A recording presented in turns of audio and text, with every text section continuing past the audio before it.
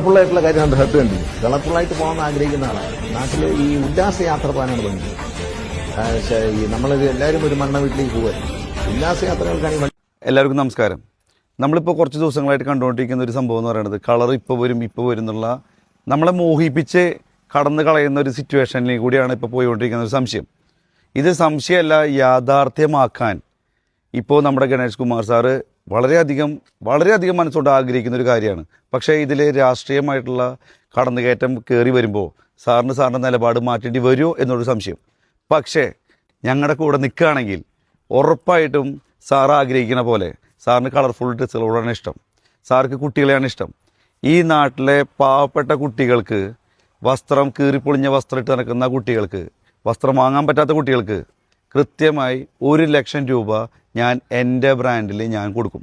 Sir അത് വളരെ കൃത്യമായി നടത്തി തന്നാൽ ഇത് വണ്ടി പ്രസ്ഥാനത്ത് നിൽക്കുന്ന വണ്ടിപ്രാന്തന്മാരുടെ ഒരു വിജയമാണ്.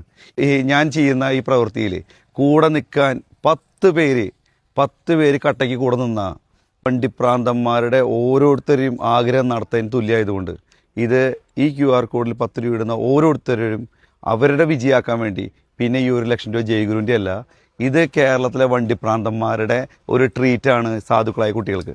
അപ്പോൾ ആരൊക്കെ നമ്മുടെ കൂടെ സപ്പോർട്ടായി നിൽക്കുന്നു, സാർ എത്രത്തോളം നമ്മൾ സപ്പോർട്ടായി ചെയ്യുന്നു എന്നുള്ളതാണ് നമുക്ക് അപ്പോൾ വഴിയെ കാണാം.